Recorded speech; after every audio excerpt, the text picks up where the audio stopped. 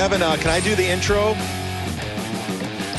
Because John was he was the guy for the Tonight Show for how many years, John? I was the announcer, Chad. Yeah, but how many years did you do that? I did it for 5, but I was with Jay for 10. I wrote for Jay for 10 years. Now, Kevin used to have an announcer. His name was Lenny Marcus, so I memorized Lenny's intro. So I'd like to do it right now. Is that cool, Kevin? Yeah, go ahead. See if you get it right. John, let me know if I do a good job because this is the first time I'm doing it. It's a Tonight Show with Jay Leno.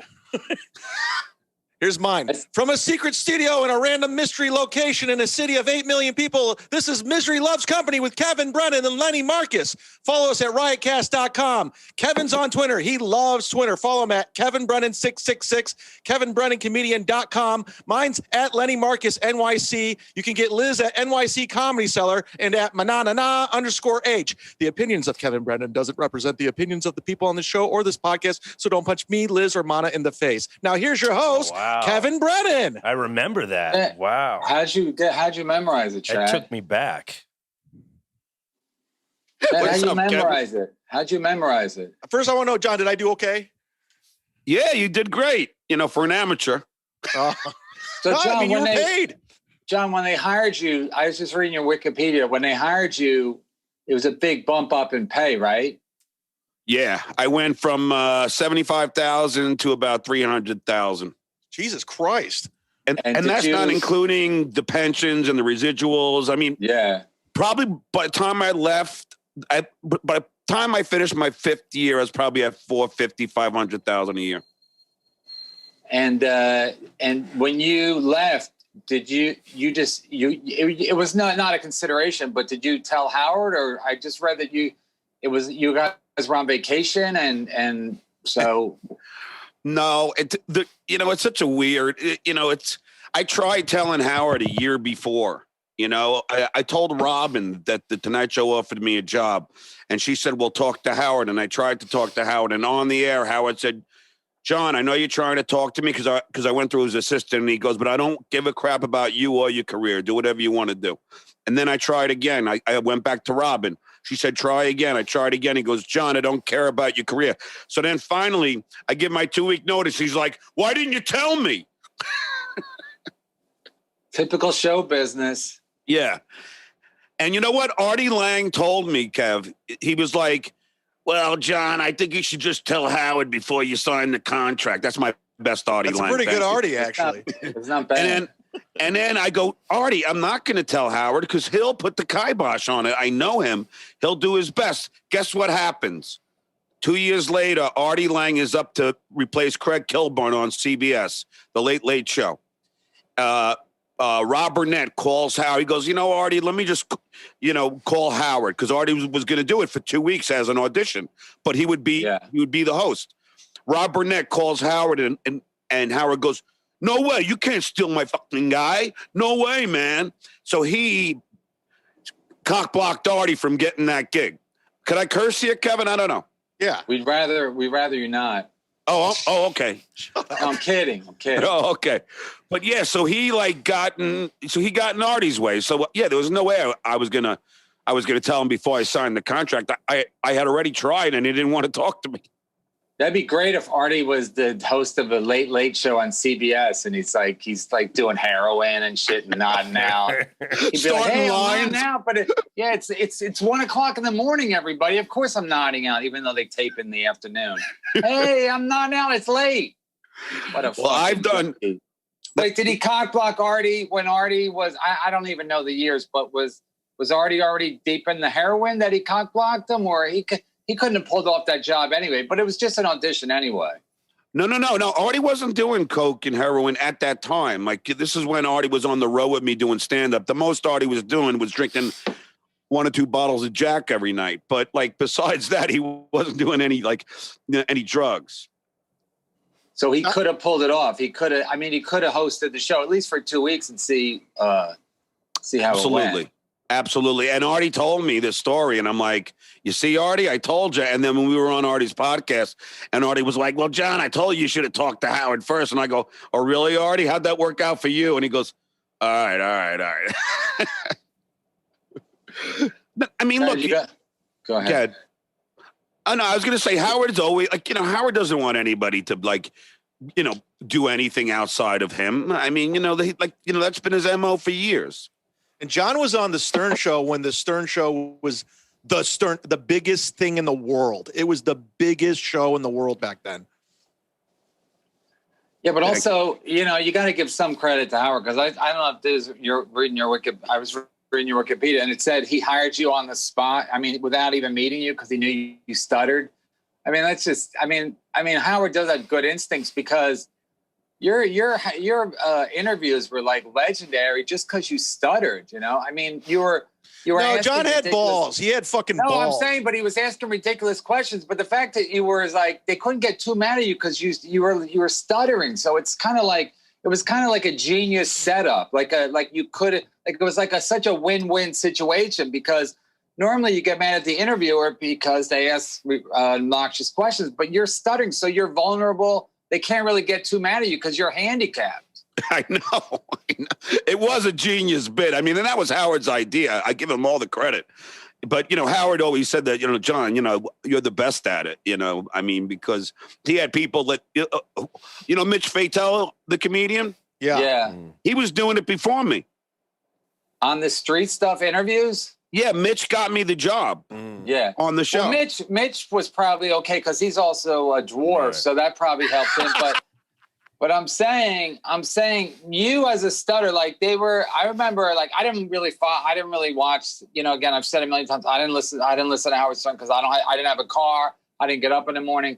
But when I saw the clips, wherever I'd see your clips of you interviewing, they were like, I'm like, this is like fucking genius. The fact that get a stuttering guy to ask ridiculous questions. You can't get mad at a stutter. It's like getting mad at a blind guy or something. I know. It really was. It was, and you know what's so funny, Kevin? When I did my first interview. Well, actually, it was the second. First was Danny Glover, but Carly Simon was there, and I interviewed Carly Simon, who also happens to be a stutterer. And I stuttered through the whole interview, and I thought I failed. And I went back with the tape. I'm like, Howard, I suck. And then Howard played it, and it was like 2 days of him cracking up at my stutter and just going, "This is gold. Are you kidding me?" Yeah, because you can't teach someone to be like you. And you're a good stutter. Like, you really stutter. You don't stutter a little bit. You're really a legit stutterer. Yeah, I mean, I've gotten a lot better. A lot of stutterers get better with age, confidence. As soon as you get laid. So wait. So the more confident, the less you stutter. I mean, you stutter because it doesn't matter why. But so as you get more confident, you get. Like, a classic thing is if the guy who used to stutter, but when he sang, he didn't stutter. So is it just an adrenaline? If you're confident, if you're not confident, you stutter more? Yeah, like if you're asking a chick out. But see, now, Kevin, like, I've gotten so much better now. Like, plus I know all the tricks in the trade. Like, if I'm going to say great and I can, I'll say awesome. But you won't even know. It'll be flawless. So there's probably there'll be at least be 100 times in this interview that I'll have to use a different word, or I'll put a silent "the" in front of something. I mean, I just become really good at like using all these crutches. And do you, when you do stand-up, when you dabble in stand-up, do you? I know. You know what, Kevin? Really, ditzy. The ditzy chick.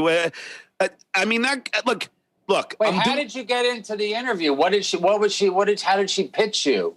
She asked to do my podcast a while ago. And she wanted to be on your podcast. Yeah, so we had her on really as a favor. Yeah, she tries to get on every podcast.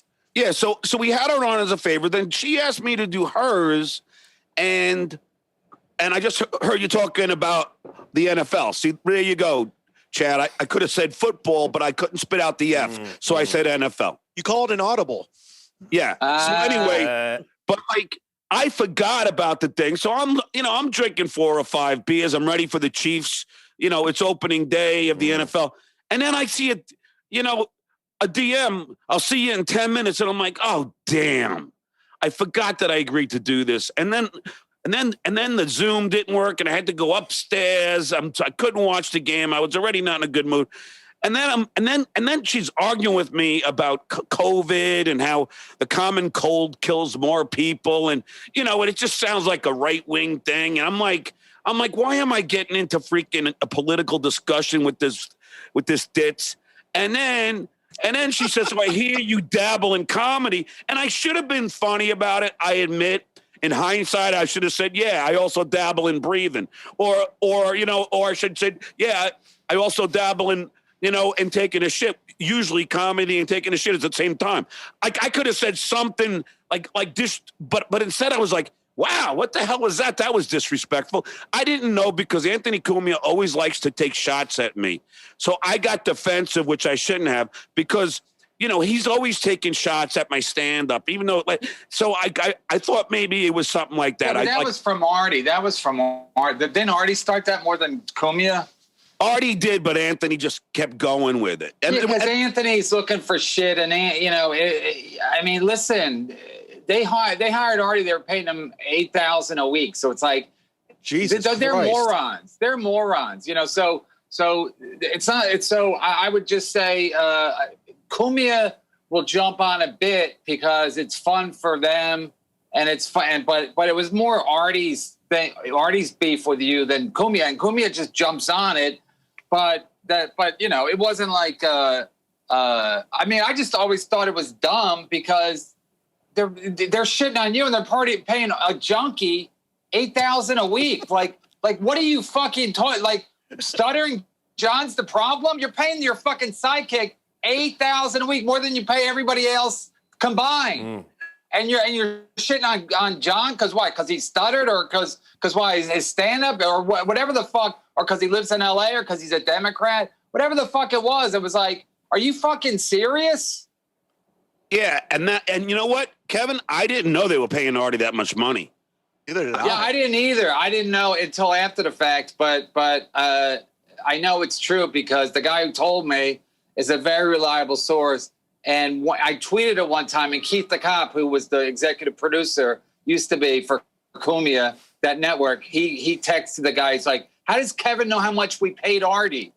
Because so that's how I knew that it's accurate. That he would get all bent out of shape. And yet Artie would come in late. And yet Artie would come. Artie showed up late for his announcement party. They were having an announcement party. All the guys that weren't going to be Cumia's sidekick showed up on time. Artie showed up like that. They didn't see it as a red flag, and that he was fucking wearing dark glasses to his second show, his his right nostril was bleeding. I know. And fucking Rich Voss pointed out. It was like, it's funny till you go out of business. They thought their thing was going to take off when he went there. And the actual numbers, the net numbers went down. By the time he left, the numbers were down from before he got there. I guess they went up a little bit. People just kept canceling. So by the time he left, the numbers were down from before he went. So it was a complete shit show. So the fact that they're laughing and shitting on you, I was like, well, you guys are fucking real morons.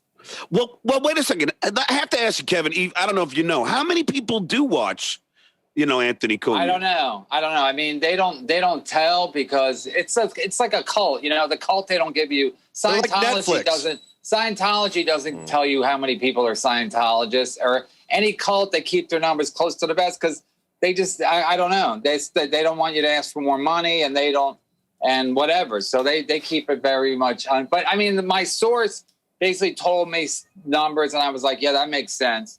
But I know that the numbers kept dropping and dropped. The longer Artie stayed, the numbers kept going down, because Artie would tell the Danny Thomas story every week. And it was like, they couldn't. One week he started on a Thursday.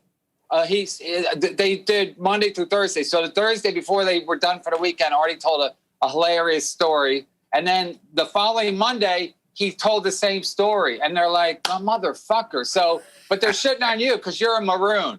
So it's just classic. It's fucking classic. Where like, what's up with Stuttering John? What's up with your junkie sidekick that you're paying $8,000 a week? Yeah, Artie was there once, and he's goofing on me, and his knuckles all. Doesn't he bring your kids into it too? He did that with me. I got into a little thing with him. Anthony did. Anthony posted pictures. Patchy. Anthony posted pictures of my kids, and goofed on my kids who are minors, and who are not asking to be in front of the camera.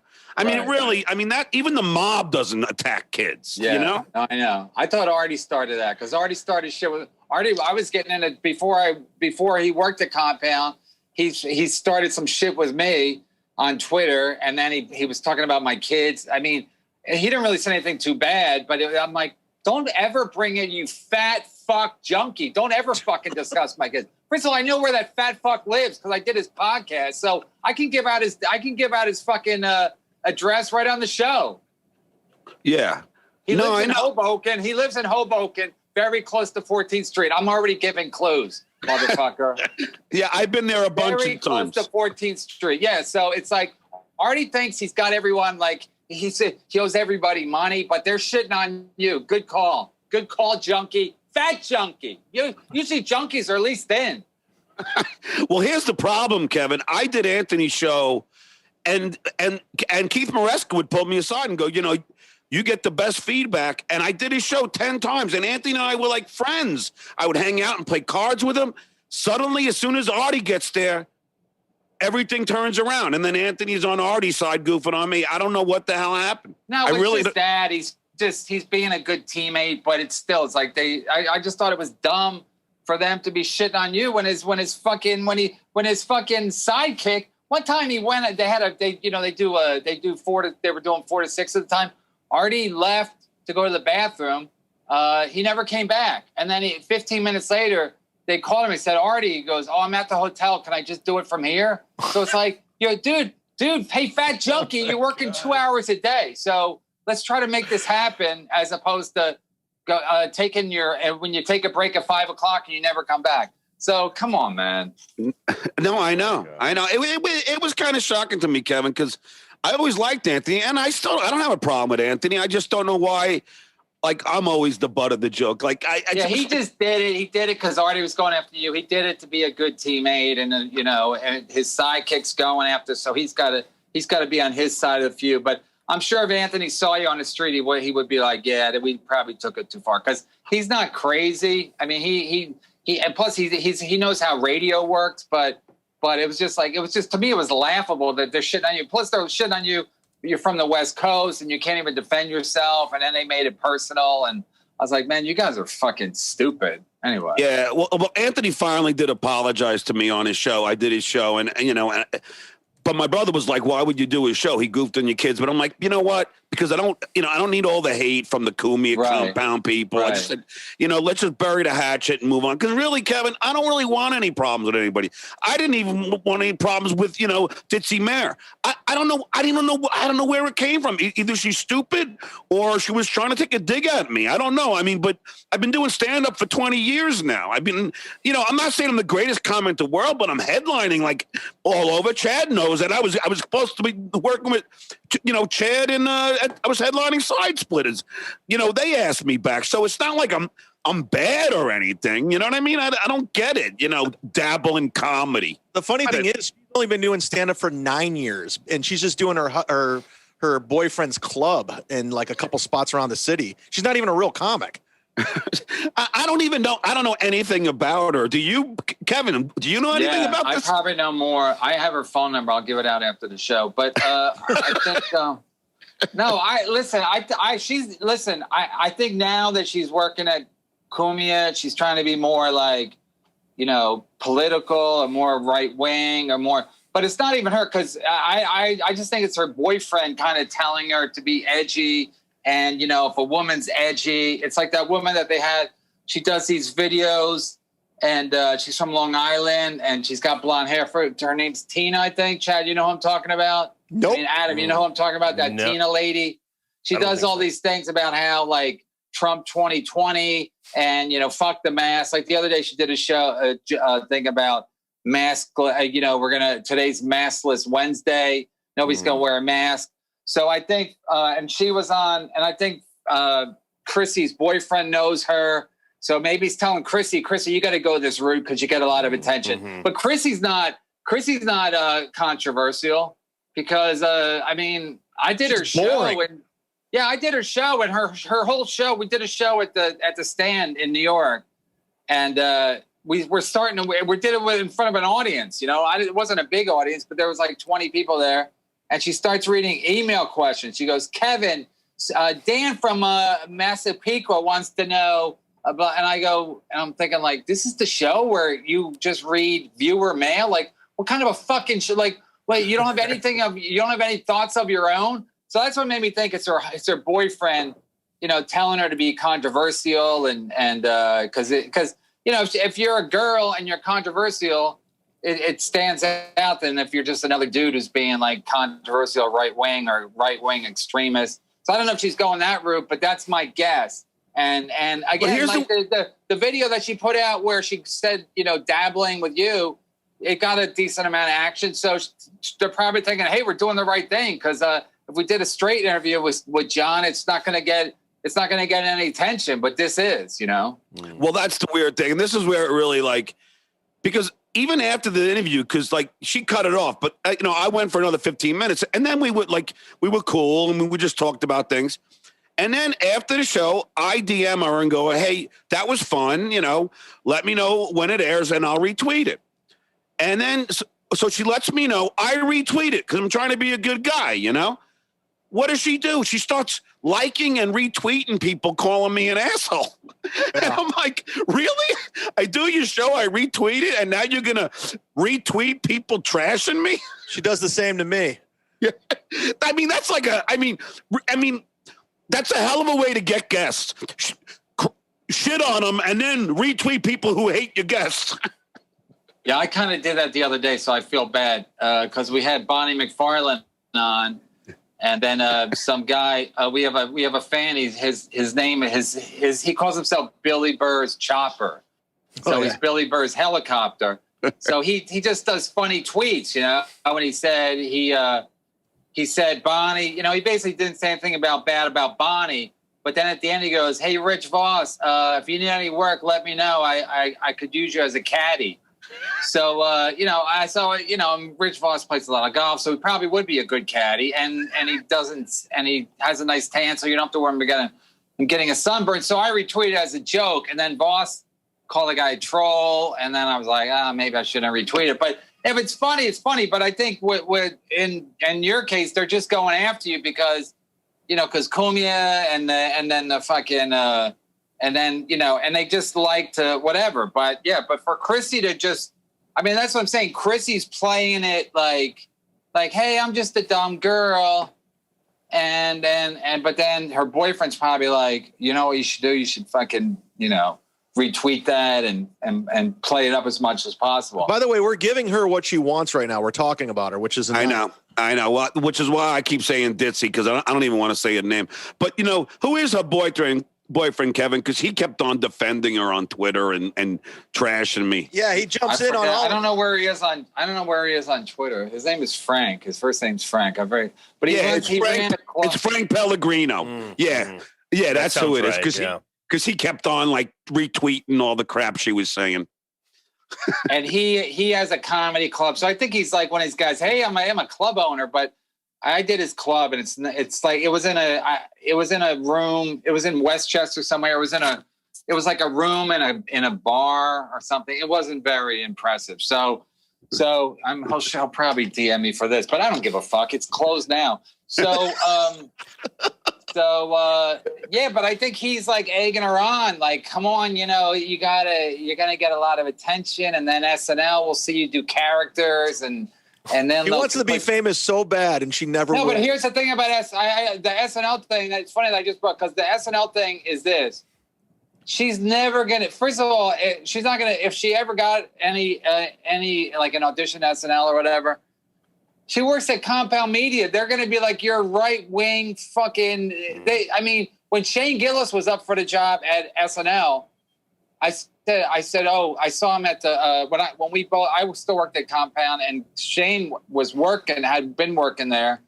So I saw him at the stand again. I said, you don't do your show at Compound? He goes, well, I'm up for SNL, so I kind of want to keep everything clean. I guess he didn't keep everything clean enough. But the point is, he already knew to get away from fucking Compound Media if you want to go legit. It's like doing porn over there. It's hard to go from like there to like a more legit fucking thing. So Chrissy Mayer can be like, hey, I'm edgy as fuck. And it's like, okay, well, they're not going to, once they find out you have anything to do with Compound Media, they're going to be like, no, thanks. I mean, Shane did anything wrong. I mean, Shane didn't even do anything wrong. He just said whatever.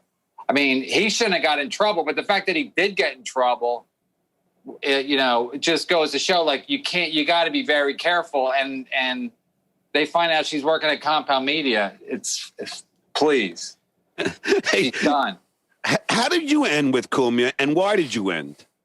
I just ended because there was like 11 different reasons. And so I got time. I usually have one each show. Part of the reason he's like Cumia is great in person. Like, even when I would do my show, we would do the show before his show on Monday and Wednesday. So I'd always see him, at the studio, and he's funny as shit. And he's like real likable. But then his Twitter is like, dude, you can't run a business and be a right-wing extremist, because that's all you're going to appeal to. So it's like, and his Twitter wasn't funny. And like I was saying the other day, it's like at one point he got kicked off Twitter, and he wasn't on Twitter for a couple of months. And it was kind of nice. It was like, okay, good. Because it's like, I'm not right wing. I'm not a right wing extremist. Like, I'm an extremist, but I'm not right wing. So I don't vote Republican. So for me to be working there, I was supposed to only be working there as like temporary, like a bridge to something else. But then I stayed there longer and then the show became fun. But then I was like, there's no money there. They overpay Artie. They overpaid this other guy, Bill Schultz, the guy who used to work at Red Eye. He's another guy who got fired because he's a junkie. So I'm like, they don't, and then they hired E-Rock, that fat fuck E-Rock. And I was like, they'll never get rid of E-Rock. So I was like, once I saw the writing on a wall, I was like, yeah, no thanks. But I was right. I'm always right. Fucking Keith the cop who started the network quit his own fucking network. I know. And they're not making money. And, Cumia, after the election, I think there's no way Cumia keeps doing the show there, because New York's a shit show right now. He hates black people. That's all that's in New York right now is black people, especially where his studio is. And so at some point he's going to be like, why am I coming to the city that I hate to do my show? I'm paying rent. I could just do it from my house and fucking, I don't have to pay any overhead, and I make more money. And then if the Republic, I think either way, whoever wins. And I think if the Democrats win, he's just going to move the fuck out of New York, because he hates New York State. He wants to go to a place where he can have a gun on his hip, on both hips. I know. That was the problem. Like when Anthony was goofing on my kids, I literally wanted to fly to New York and beat the crap out of him. But then I'm like, oh, wait a second. He's carrying a gun. No, you don't have to worry about Anthony beating you up unless you're a woman. Oh, come on, man. I like Anthony. Everybody. Fuck everybody. For the record, I like Ant and I like E-Rock. I love Ant, but he still beats up women. You don't have to worry if you're... I like Anthony too. I just had a problem with him when he was goofing on my kids. That was it. Yeah, and as you should. And so I'm just saying, you don't have to worry unless you're a lady. He doesn't fight men; he fights women. Come on. Hey, Kevin, are you a Yankees fan? No, I hate the Yankees. Then I won't say what I was going to say. Well, you can say it. You look a little like David Cohn. I'll take that as I like David Cohn. He's one of the, I like the Yankees. I just don't like the Yankee fans, the entitled Yankee fans. Like, they should win the World Series every year. I'm like, every year? You should win every year? Is that good for baseball if the same team wins every fucking year? David Cohn played for the Mets too. Yeah, but yes, also and the Royals. Yes. Colin Quinn called me the Paul O'Neill of comedy. I was like, I'll take that. Yeah, I love Colin Quinn. Nobody really likes Paul O'Neill. So he goes, Brennan, you're like the Paul O'Neill of comedy. That's funny. No one's ever like, hey, great, Brennan's here. Well, I like Paul O'Neill, actually. Oh, I loved him. He was a hard-nosed fucking... He would beat the crap out of the cooler after he struck out. Yeah, no, I did like Paul O'Neill, so I took it as a compliment, even though he's trying to backhand an insult. So who's I like Joe Torre. I saw Joe Torre at H&H Bagels one time. Right, I don't know what year it was. It was in the run when they won 4 and 5 years. And I said, good luck in the World Series. Like, I like Joe Torre. I like Jeter. I like a lot of players. I just fucking hated the fact that the fans thought they should win every fucking year. So who's your team? Well, I grew up in Philadelphia. So, I mean, but I'm a grown man, so I don't really have a team. Like, I'm not a fag like Chad. And Chad gets all mad at LeBron. Chad's like, LeBron left our city twice, because Chad's from Cleveland. So he's like, he gets all mad. He burned LeBron's jersey. I'm a grown man with children. I can't really worry about my fucking team unless I have money on the game. And how about with the NFL? Who's your favorite football team? Well, I still root for the Eagles, but I hate this fucking quarterback because he's a Jesus freak. And, I used to say, it never worked as a bit, but I said, I've never heard Tom Brady mention Jesus. After he's won 6 Super Bowls, he's won a lot of big games. Never once has he mentioned that fucking cunt Jesus. Whereas fucking, whatchamacallit, what's his name? The guy, Carson. the Eagles quarterback, everything's about Jesus. Everything, Carson Wentz? Yeah, Carson Wentz. Every Instagram post is, God knows. I'm like, maybe God don't like you bitch. So I can't take a guy who's too into Jesus. Well, yeah. So he's like the new Tim Tebow. Yeah, he's like a real hillbilly. Yeah, but that guy. Where is he from originally? He's from Montana. Oh, okay. Or South Dakota or North Dakota. He's from he's a hick. And then, but it's all about Jesus. And I'm like, just win a fucking game. Like, Nick Foles was like, they should have kept him. They should have traded Carson Wentz and got a bunch of picks and kept Nick Foles, because the Eagles fans love Nick Foles, of course. And Carson Wentz are like, okay, you're supposed to be the savior, but you suck. Well, we won much more with Nick Foles. Yeah, I don't know why they got rid of Nick Foles, because he won them a freaking Super Bowl after freaking 35 years. Yeah, but he was younger. Carson Wentz is younger. He's more athletic. But Nick Foles loved Philadelphia. The Eagles fans fucking love him. Till the end of time, they'll love him because he beat Tom Brady. He was great in the Super Bowl. He's clutch, and he's everything he's the opposite of Carson Wentz, who's not clutch. And Carson Wentz is one of those guys that gets too excited when the game's on the line, where Nick Foles is calm, like whatchamacallit, Eli Manning. Eli Manning's boring as fuck, but when the game's on the line, he's calm, where Carson Wentz gets all fucking juiced because Jesus wants him to win so bad, and he wants to win for Jesus, and then he ends up fucking overthrowing everybody. Yeah, I have cousins who are born agains, and it gets a little nauseating, after a while to hear all the things that, every other word is Jesus. You're like, all right. Hey, speaking of that, you're in California, right? Where you live in a valley? Yeah. How bad is the smoke and everything? Awful. I mean, it's gotten better today, but for a while it looked like, the Matrix. It was just like all dark, with all ash. Where are you? Are you Burbanks or Sherman Oaks? Where are you at? I'm in Canoga Park, Little Mexico. It's a spousal drop-off point. It's not the greatest area in the world, but it's up and coming. I know where it's at. I tweeted, the only time I find California interesting is when it's on fire. And no, but I mean, let's face it, California can get a little boring. And so when I turn on the news and it's burning, whatever, I'm like, yeah, let's watch the news. John, what do you think of the max exodus of everyone leaving LA? Like Rogan, Diaz, like everyone's rolling out. Well, Joe Rogan left for taxes. I mean, he signed a $500 million deal or whatever it was. So, he's going to pay more taxes in California than he is going to pay in Texas. So I think that's why I think he moved out. Diaz, well, he's got his own problems, doesn't he, right now? I mean, him and D'Elia and Jeff Ross, aren't all those guys have some problems now? I don't think Diaz does, but the other guys you'd mentioned, I think they have a problem, because Diaz just confronted it on Twitter. He was like, hey, I wasn't a saint. I don't think Diaz is what do you think, Chad? I'm trying to think of the right way. I thought Diaz admitted that he used to ask girls, for blowjobs, to get them spots or something. I could be wrong. I don't know. I think it was more of a joke. But I think what he did was he basically was like, was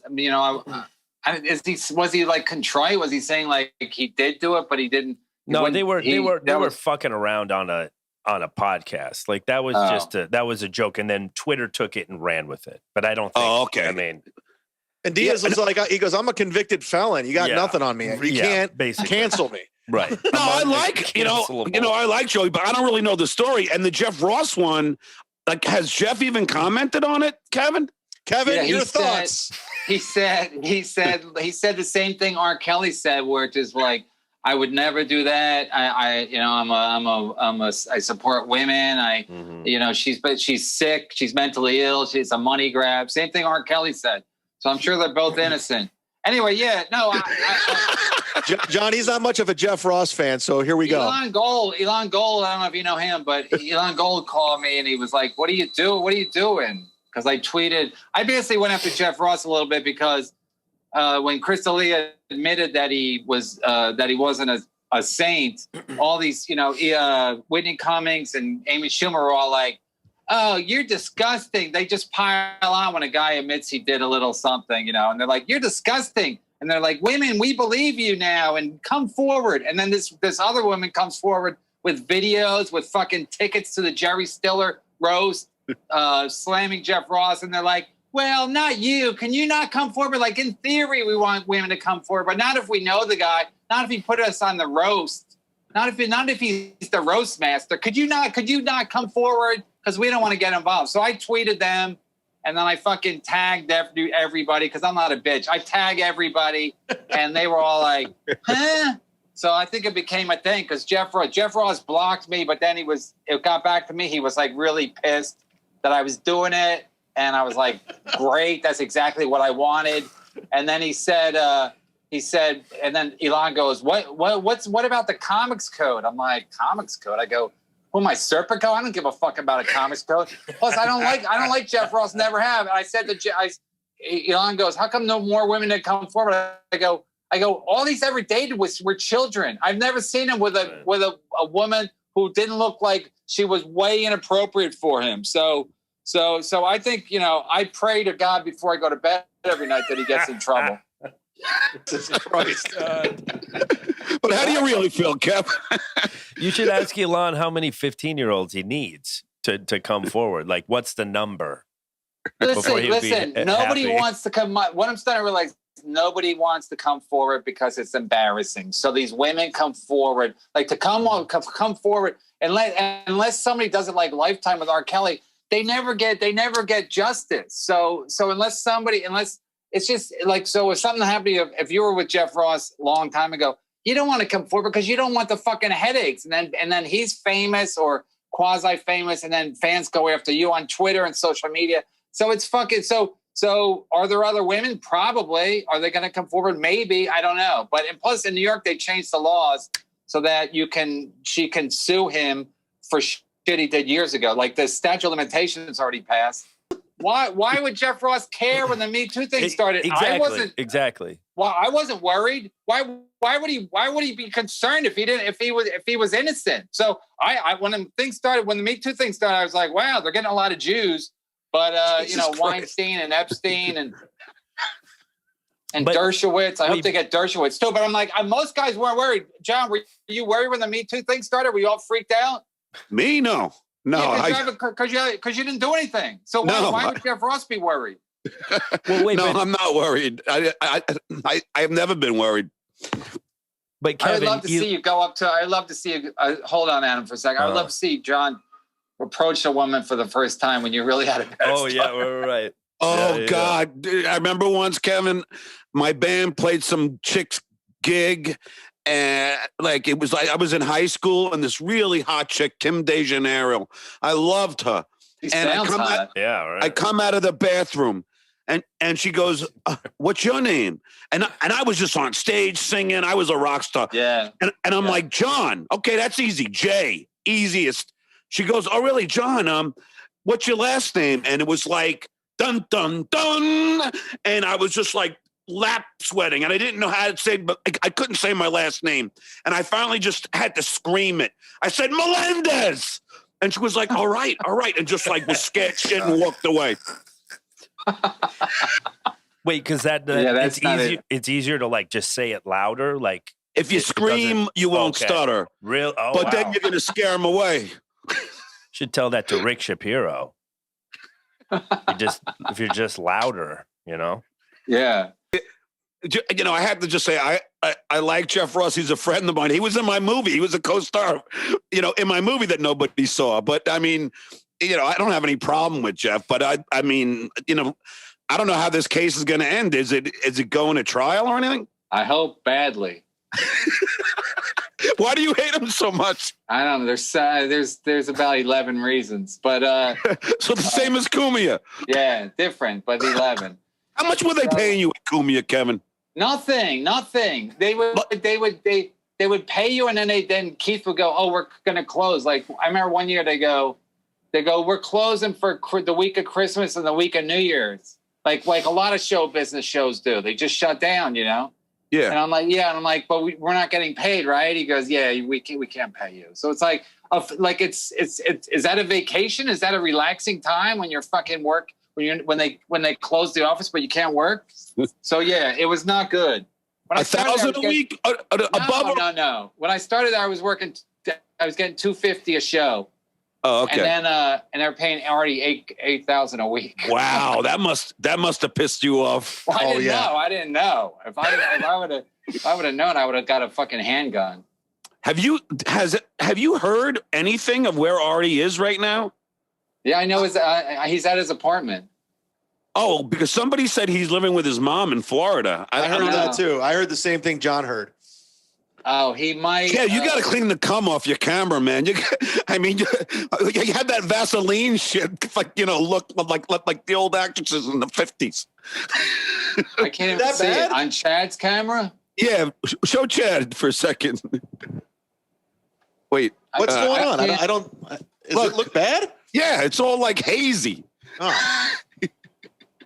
Maybe it's the smog. It's just. No, I heard. It's just an older laptop. Maybe they did, but I thought his mom was with him in Hoboken. That's what I heard. Oh, okay, all right. Well, yeah, I was gonna go to his house and try to surprise him. And I live in New Jersey City, so I usually ride my bike through Hoboken and then up to the George Washington Bridge. So I asked my source, I go, can I just go to his house and like as a surprise, and I would put on Facebook Live and then I think they weren't sure if he was there, but so maybe he is in Florida with his mom. But I think his mom is he's with his mom. His mom is basically like staying with him. So I don't know. I mean, listen, how potent is COVID-19 if it can't kill Artie Lang is my question. Like, how is it possible a fat junkie is not dead? Can't believe he's still alive after I mean, the guy was doing coke and heroin like it was going out of style. AJ Benza once scored heroin for Artie. He showed me the picture, and it was a hatful. What's the picture? He takes a picture every time he scores heroin for somebody. No, AJ took the picture of, or Artie did. It was a hat full of heroin, like all heroin. It was like, that's how much AJ picked up for him. And Artie was hat? It's like a heroin hat? It was like a Yankee hat upside down, and it was full of all the heroin. Like all the little, like, you know, like in the paper things that, but it was loaded with it. And AJ Benza was friends with Artie because he would get Artie was out here in LA, and Artie asked AJ if he would score it for him, and AJ still feels bad about it, but he did. And he got Artie a shitload of heroin, and AJ says that's what got Artie back on heroin. Oh, so this was like recent, some semi-recent, the last. Oh no! Yeah, this is like I guess it was like 2 or 3 years ago. Right. Oh, so Artie was clean for a while. He asked AJ Benza to get him heroin, and AJ got it for him. Yeah. And what was AJ Benza doing at the time? Wasn't he like an investigative journalist or something? Was he like a Geraldo Rivera he's of comedy, of show business. He's always been like a show business, like the Page Six guy. Mm-hmm. You know, what he was doing that to get his, and then he'd be like, "Hey, I think Artie's back on heroin because I just bought it." He's for creating him. scoops. Yeah, maybe he created the scoop. That's genius, actually. He gets everybody in trouble. Hey, I know AJ felt bad. Moving to California. He gets all the scoop because he buys them all drugs. That's and he genius. fucking delivers drugs. Yeah. AJ felt really bad about it, but it is true. And AJ showed me the picture, and I was like, "Holy shit!" Oh, wow! I like that Artie's posing with pictures with heroin. Hey, look at all the heroin I'm gonna do. Well, it's his true love. It was just a hat. It was just a picture of the hat. But Kevin, I got to tell you, I was doing Artie's podcast, you know, at his place in Hoboken, you know, and while I'm doing the podcast, Artie's nose is bleeding, and I'm handing him like napkins to wipe his nose. I mean, he was late to his own podcast because he was scoring heroin in Manhattan. Then he would get into his bedroom, and we'd all wait for him for half an hour till he came out to do the show. Yeah, that's what he did to me, and then he came out with a whole thing with a fresh roll of paper towels to clean his nose, and I'm like, what am I? How is this guy famous? Like, I can't believe it was really, and then we had to wait an hour while he was in his bathroom, like doing whatever. Who, you and Dan? And then, no, me and Bruce. And then, luckily we were parked where the meter, we're meter parked or street parking. So we go, so then he does like 10 minutes. He comes out of the bathroom all coked up or whatever he was on and just insults me for 10 minutes. And then he goes, I got to go back to the bathroom. I'm like, what the fuck? So then I said, where we got to go? Cause we can't, we're parked. We're going to get a ticket. And then he got mad that I didn't fucking do the show. But yeah, he's late to his own show when you go to his house. So it's like, come on, man. Is that professional? Even for a cokehead, junkie, heroin fatso. So he would insult you too, huh?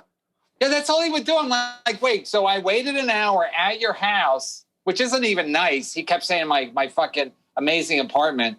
It's not even nice. And then he makes you wait an hour. Then he comes out like a fucking like what's that, the rodeo when they release the bull. Like he comes out like that, all in a fucking in a lather, and then he insults me for 10 minutes, and I'm like, what are we even doing? What are we even doing? The same thing. I mean, like I said, like I was saying to my friend, like I was driving there because at first when I would do Artie's podcast, he was very gracious and he was like, and we would talk about old stories and everything. Suddenly it turned, and I didn't realize why. It was because of heroin and coke. But then he would just insult me. One time I was driving and I go, listen, if Artie takes one fucking shot at me, I'm going to kick him in the fucking balls.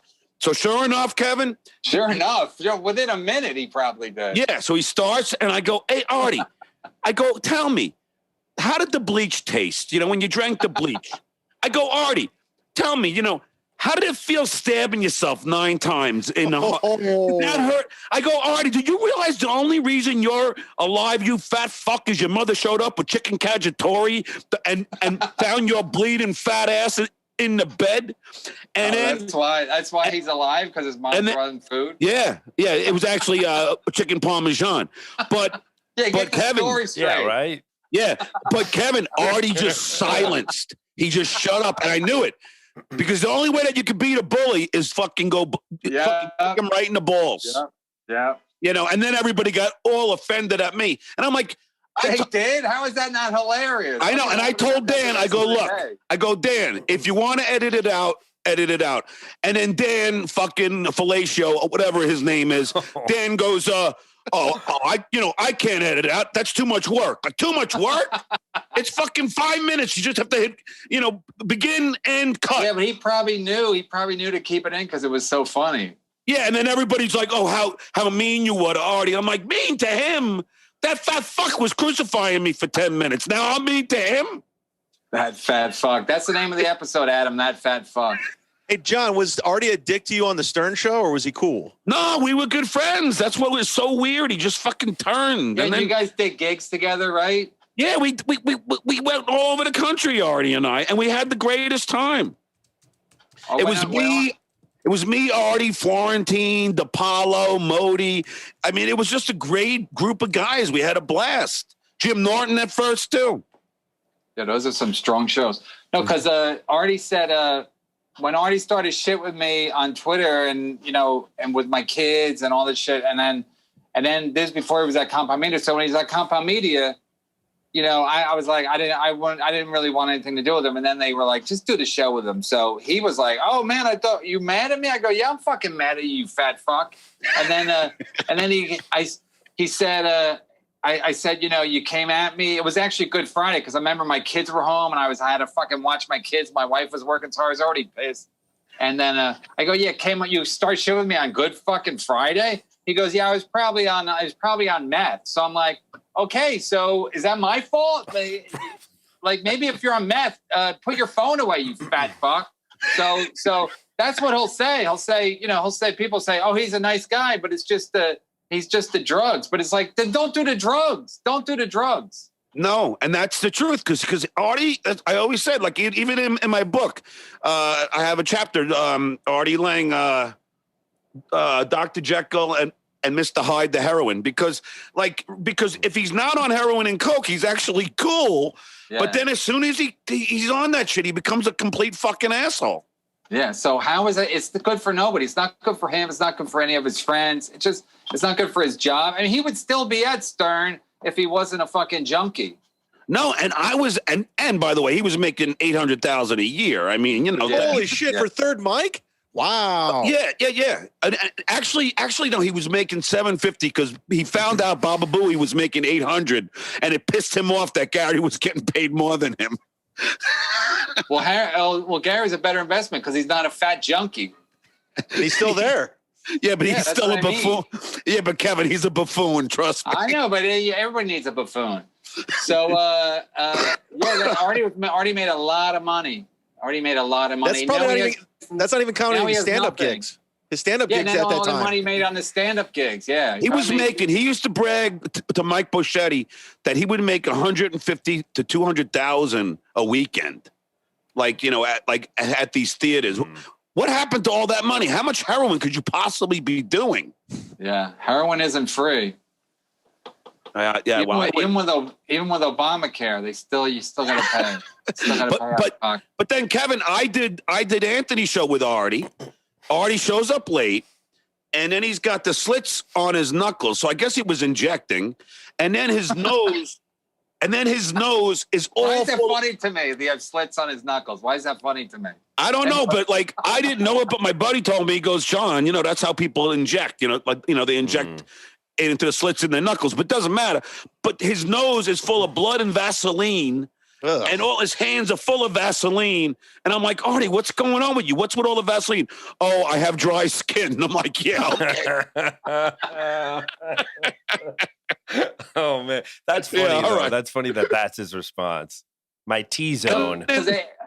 The thing is, after a while, if you do a lot of drugs or whatever, you become also a professional liar. Yeah. So you just constantly lying. And then you just have like a thing, like you got dry hands, your hands get ashy. And then even with the nose picture, the story made up wasn't true. He didn't get punched. Whatever. Again, my source, I can't reveal my source, but anyway, he just makes up stories, and he doesn't even. I think it'd be after a while you become such a good liar, and you lie all the time that you don't even. It's just becomes second nature to just lie, and you never go like, oh, I'm lying. You just go, that's just how I. And you got to kind of lie a lot if you're a junkie, because you're always late and you're always fucking, your nose is running and your knuckles are fucking cut.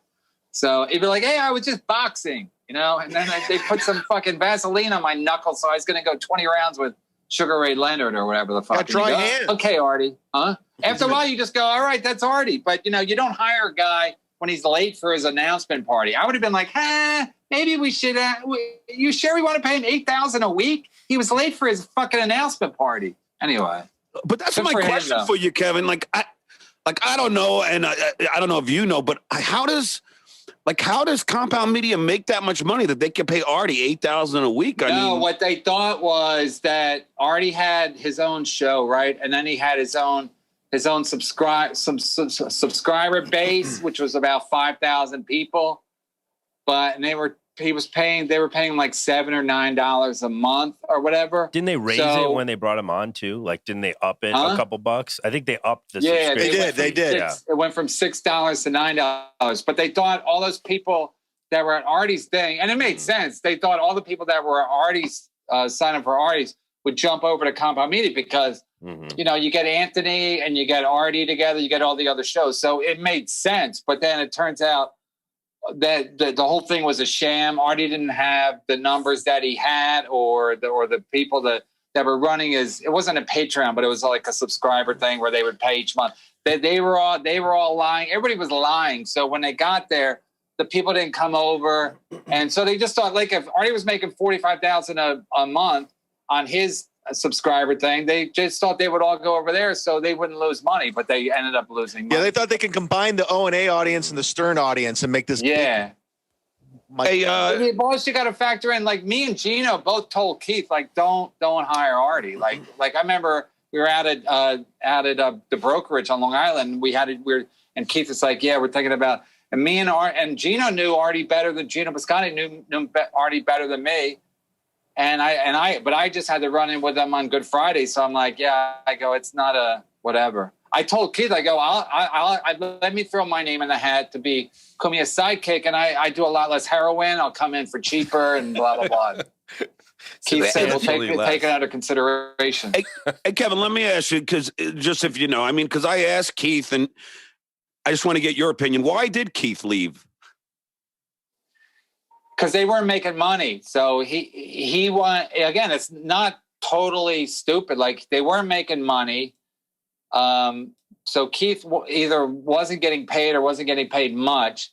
And then now with the social distancing stuff, I think he wants to go into he wants to sell boats, which is not a bad idea because everyone wants to be able to fucking, go on a boat if there's another pandemic, And Keith is big. Keith owns his own boat, so he's really into boats.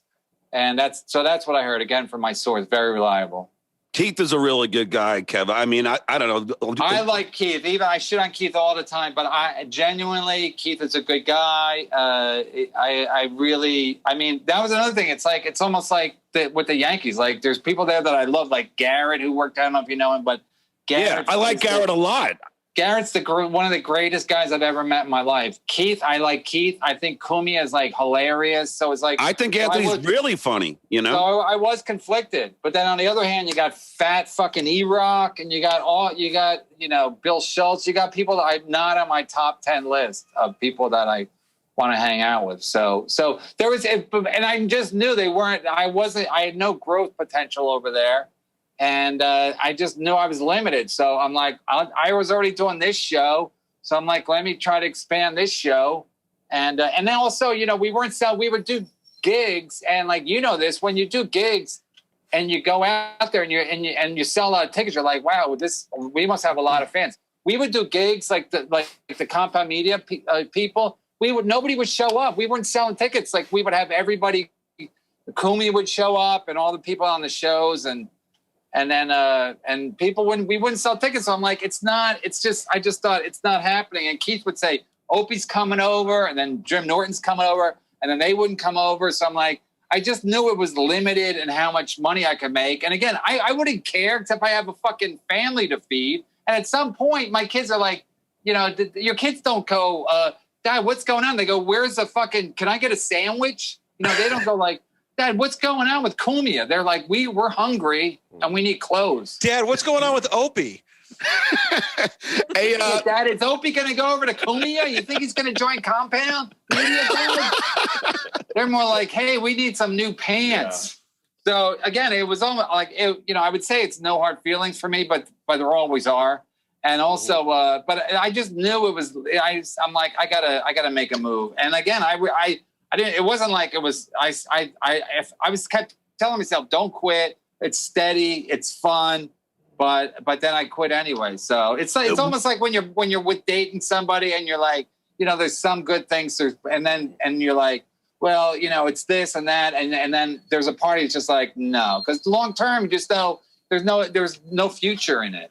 There was no future. Yeah, and when you left, was an amicable departure or was there hostility?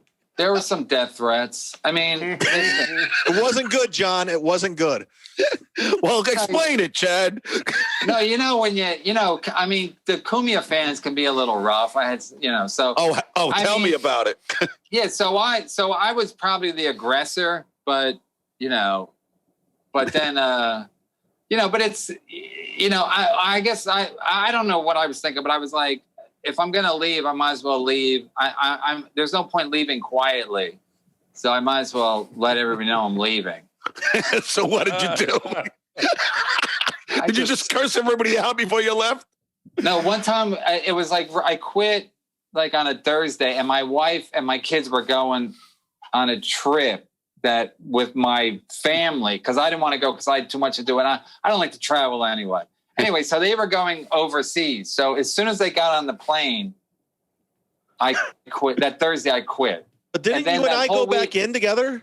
That whole weekend, I was just on Twitter, just tweeting. Like I was going to get all the stuff done because they weren't going to be around. I was going to get my taxes done. And then I'd be tweeting so long. I'm like, I'm hungry. Like I was just tweeting and going after fucking people and going after Keith and whatever. And then whatever. It was fun. I had a good time. Well, I tell you, there's one tweet because I was in the feud with Artie, and I was so happy that the one tweet that you tweeted was, Artie, you're a fucking hack or something like that. And I retweeted it because I was like, oh, cool. Kevin's beating up Artie a little bit. Good. Yeah, like Artie was always fun to go after. Like one time, I remember when that picture came out when his nose got all busted. Yeah. I was like, and this guy has 4 days a week. I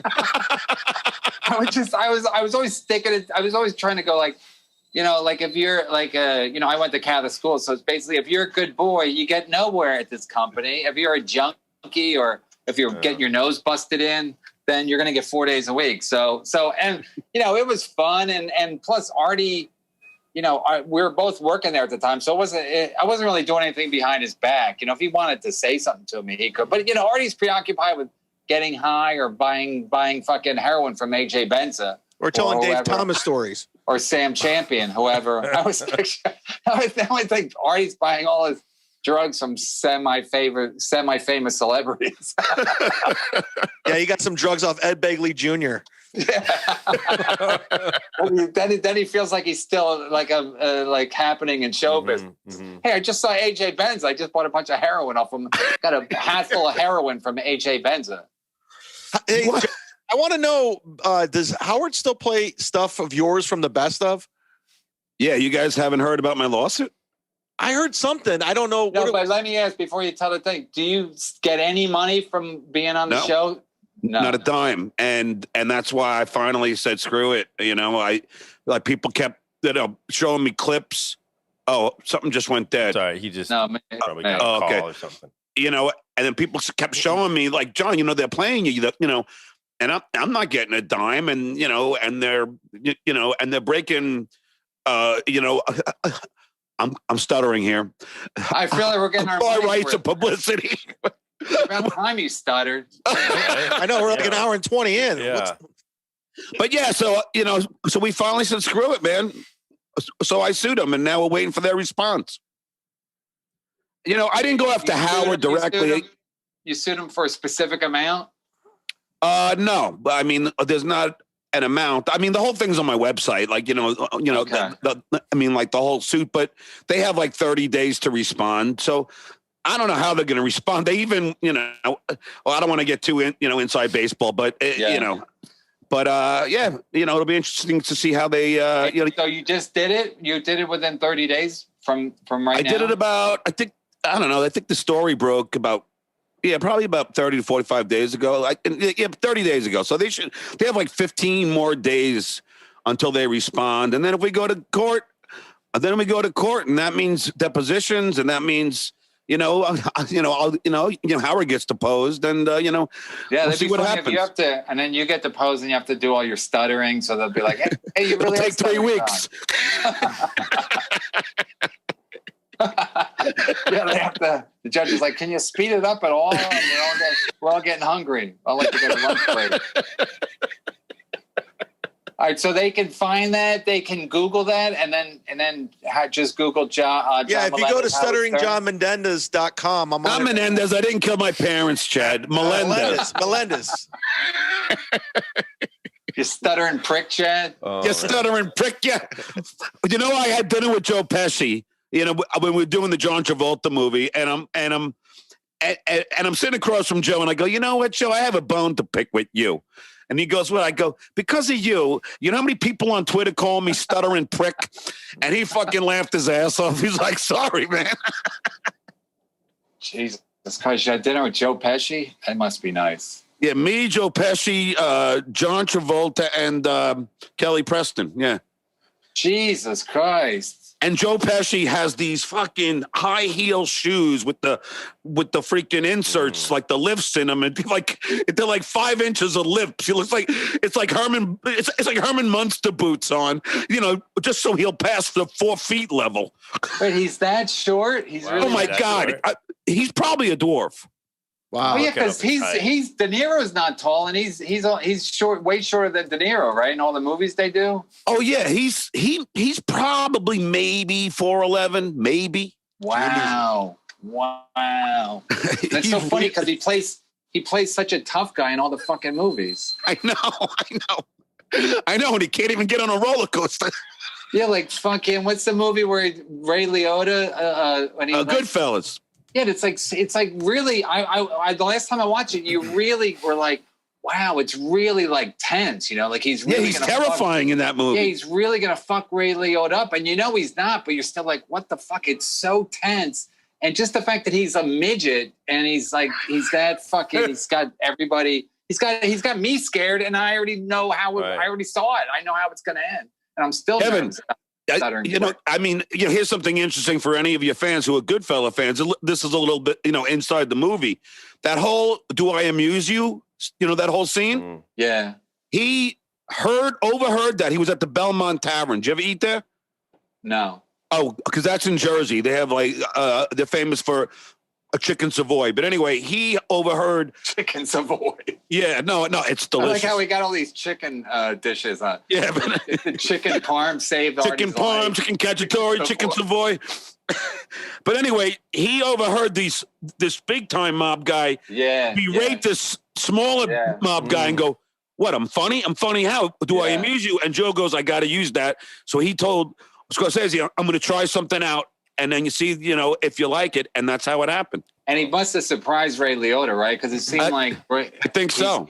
Because Ray Liotta was like, "What the fuck?" Because it's such a great scene because these guys are these mafia guys. They're so like unhinged because they're all, every day they don't know if they're going to get whacked, and they're always kind of on edge. And then Joe Pesci is funny in the movie, and for him to like flip on Ray Liotta, it's so crazy, but it's so believable that you think he would just take out his. For some reason, he's like, you know what? Fuck Ray Liotta today. So it's totally believable that a guy would just, because he's got a little bit of power over Ray Liotta. And so he's like, I'm going to fucking scare the fuck out of this motherfucker. And the fact that Ray Liotta wasn't fully Italian. That's another thing at Compound Media. I was like, Keith is Italian. Kumi is Italian. And I was like, and Artie's Italian. Gino's Italian. They never trusted me. I was like never a made man. Because you're Irish? Yeah, because I wasn't a fucking dumb dago. Can we say that on the show, Adam? Yeah, dumb dago? I think so. Yeah, I'm half Italian. I give you permission. We can make that. I love the title of that show, though, Kevin. You know, Burning Bridges. It's the story of my life. Yeah, no, it was fun. It was fun, and even Artie was saying when Artie had Kumi on his show, he goes, Brennan has a show called Burning Bridges, and then he fucking burned a bridge to fucking leave the network. Artie got a kick out of that, and I love to give a fat fuck a kick irony out of something. Yeah, no, I mean, it was like, and they couldn't really get mad because the show was called Burning Bridges, right. and that's kind of how I left the show. I burned all the bridges back to the show. Was the show on every day? No, it was on at the beginning. It was once a week, then it was twice a week, and then they thought I wanted 4 days a week. I don't know. I didn't want 4 days a week. I just wanted respect. No, I I just wanted, like, I just knew, I was like, I can only do so much over there. And then, and I'm like, we probably peaked. And then, whatever. So anyway, so let's do the plugs. So you're still doing your podcast, right, John? Yeah, every Tuesday, Thursday now, and every Saturday. It used to be Sunday, but fuck that, it's football season. So Tuesday, Thursday, and Saturday at noon Pacific Coast time. Yeah, you get good guests too. You live stream it? Yeah. It's live, and it's fun. And then you put on YouTube, or how do they get it? And if they don't watch it live, yeah, it's just live on YouTube, and it lives on YouTube, and you can follow me at Twitter at Stuttering John M, and then my website's stutteringjohnmelendez.com. All right, thanks. Melendez, Zumock, not Menendez, you prick. Are you still getting? That's a great story. Are you friends with them? I'd love to get them on my podcast. The Menendez brothers. Are they still? They're still in jail, right? The Menendez brothers? Yeah. I guess they must have great stories. John, are you still getting residual checks from the TV show Wings? Yes, I just got one actually. It was $34. Nice. How many times are you on for? I only did one guest star. Look, wow, and they still paying you? Yeah, I get residuals from the Tonight Show too. The only place I don't get residuals from, the Howard Stern Show. Yeah, it's fucking crazy. Those cheap fucks. I know. Are you still cool? Are you still cool with Leno? Oh yeah, he was just on my podcast. Oh, cool. Jay's like the coolest fucking guy in the world. Did you ever do the show, Kevin? No, I loved Leno because I kind of grew up watching him and Letterman on the early Letterman show. So I went to see Leno at Zany's in Chicago in the 80s. I swear to God, I never saw. I was like amazed. I mean, I was already a fan, and I went to see him. I remember, I think I went to the Late Show on the weekend, and he goes, "I'm gonna wrap this up," or he intimated that he was wrapping it up, and some woman goes, "Oh, come on," and he goes, "I've been up here 2 hours," and so I don't know how long he was up there, but I remember it was laugh after laugh after laugh. Like he would do 15, then do a lot of little crowd work, then do another 20, then a little more crowd work, but it was just great joke after great joke. So when people were like, when he got the NBC show, blah blah blah, I'm like, he's fucking great. So I don't care what the fuck if people didn't like him when he had the, because he wasn't as edgy as Dave or whatever. It doesn't matter. He's a great comic, and that's the end of that. Yeah, and you know what? Honestly, he is probably the nicest guy. Yeah, he's a good guy, right? He's a good loyal guy. I mean, put it this way: he had his door open, and even if you're an intern, page, writer, producer, sound guy, anybody is allowed to walk in to talk to Jay, and if Jay could help you, he would. Now, here's the juxtaposition: Howard Stern, Scott the engineer, approaches Howard in a hallway to ask him if he can get some money for his dying wife because she's dying of cancer, and Howard goes, "Scott, you're not allowed to talk to me." Wow. After 30 years of loyal service, that's how Howard treats his people. Wow. And then Howard has the audacity to fucking say to Ellen, if you're a jerk to your staff, you should own it. Really? What? How about you fucking piece of shit? Fucking poor Scott the engineer had to do a GoFundMe page and made $50,000. And Howard got so embarrassed they demoted him to another floor, and now he's fired. And that's just all just happened then, right? Yeah. And Scott's fired now, and when Scott's wife died, Kevin, this is what a piece of shit that Howard has become. When Scott's wife died, and Scott's worked there for 30 years. Instead of Howard going downstairs and going, "Hey, I'm sorry for your loss," give him a big hug. He sends him an email, 2 sentences. Beth and I are sorry for your loss. We donated to a cancer charity in your wife's name. That's it. How about giving Scott the money directly? I know. I mean, Howard's worth like $1 billion. He can't give Scott $50,000 to help his wife get chemo medication. Wow, Come on. I hate Howard now. Yeah, I mean, Jay Leno would always get Jay Leno. If if there was a staff member who was in a hospital and like they need money, whatever, Jay would help everybody out. Anybody like on the staff. It's just a different world, you know, going from Howard to Jay. Wow, I didn't know all this. I knew Howard was kind of weird, but put this way, I don't like Howard anyway because my wife loves him, and I'm like, fuck you. So it's like I resent the fact that my wife's like, and then Howard said so, and also my wife would always tell me like, oh, how, like, you know, I opened for Louis this year when he was doing his comeback tour. And I was one of the 16 people that opened for him. So it wasn't like I was exclusive. But anyway, my wife would always tell me, like, Louis and Howard are friends. I'm like, I bet they're not anymore. Because, you know, because I know Howard's a fucking show business fucking prick. So as soon as Louis is not, like, you know, not as famous or not whatever as he used to be, Howard's like, yeah, well, I'm not. So my wife's always like telling him, I'm like, they're not friends like that. They're fucking fake show business friends. Look, Gilbert is banned from doing the show now. Yeah. I mean, and Gilbert never hurt a fly, right? Gilbert's kind of he's not a prick like Artie. He does not a junkie like Artie, and he turns on people on Good Gilbert Friday. was fantastic on that show. Fantastic. No, I know. Well, Gilbert's one of my favorite comics of all time. I mean, the guy's awesome.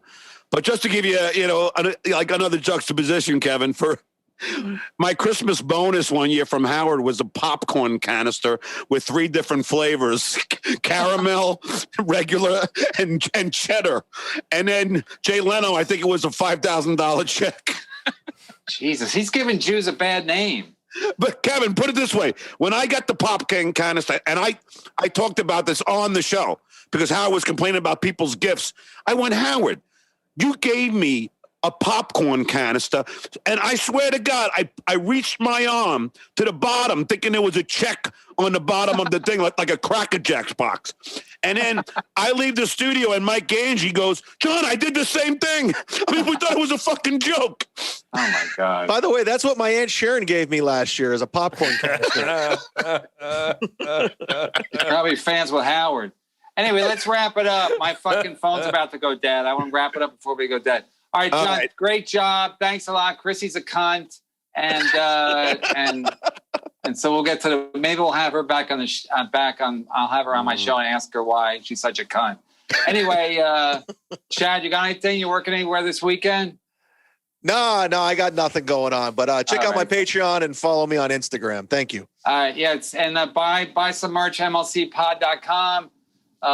Thanks for the Patreon people. And thanks everybody. Thanks a lot, John. Thanks, Adam. Thanks, Chad.